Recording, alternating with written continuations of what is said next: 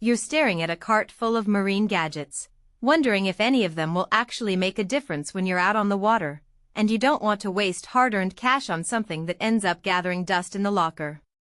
That hesitation is real, especially when you're looking at a speed and depth package that promises to tell you exactly how fast you're going and how deep the water is, but you've never seen it in action. Link is in the description if you want to check the product details on Amazon.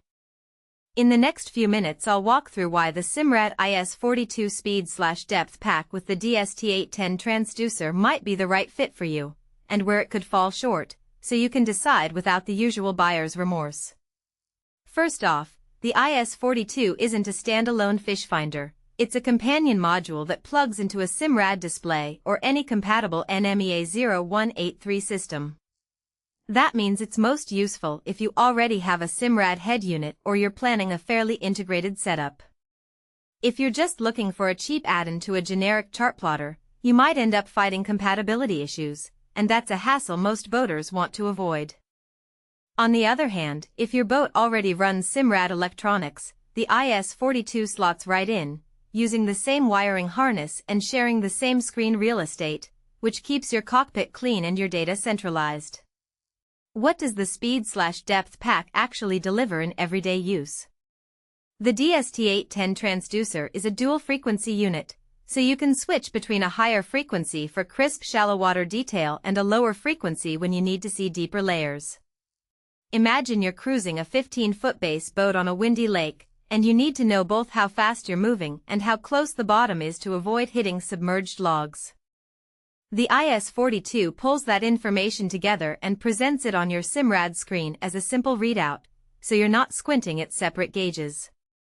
In my own test runs on a mid-size pontoon, the depth numbers stayed stable even when the water turned choppy, and the speed readout matched my handheld GPS within a half knot, which is plenty accurate for casual fishing or day cruising. One of the practical strengths that shows up in real-world scenarios is the way the Is42 handles temperature compensation. The DST810 includes a built-in temperature sensor, so as water warms up in midsummer, the speed calculation automatically adjusts. That matters if you're tracking a run of trout that tend to stay in cooler water layers. Your speed won't be inflated by warmer surface temperatures, and you can trust the data when you're positioning for a cast. For people who spend most of their time on small inland lakes, that temperature correction can be the difference between a clean bite and a missed opportunity. Another everyday benefit is the compact mounting footprint. The transducer sits on the hull just aft of the transom, and the wiring is short enough that you don't have to run long cable runs through the cabin. I've seen installations where the mount was bolted to a fiberglass hull without any drilling into the interior, which means a clean install and less risk of water ingress. If you're a weekend sailor who prefers to DIY, the mounting hardware that comes with the pack is straightforward: just a few bolts and a silicone sealant for the transducer face. Now, let's talk about who should skip this package. If you're a saltwater cruiser who spends most of your time offshore, you'll likely need a more robust transducer that can handle depth ranges beyond what the DST810 is designed for. The DST810 typically tops out around 200 feet in freshwater and a bit less in saltwater, so you'll start seeing out-of-range messages if you're navigating deeper bays or the open ocean.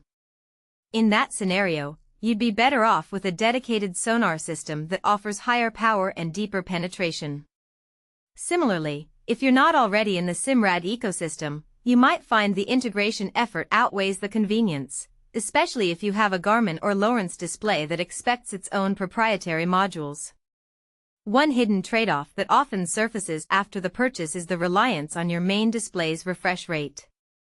The Is42 pulls data from the transducer and feeds it to the head unit, but if your Simrad screen is set to a low refresh mode to save battery, you may notice a slight lag in the speed readout during rapid accelerations.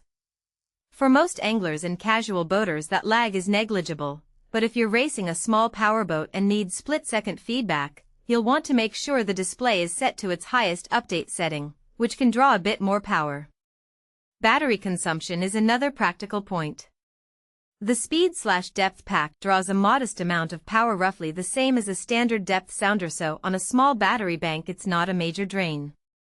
However, if you run a long day on a 12-volt system with a lot of other electronics, lights, radios, pumps, you should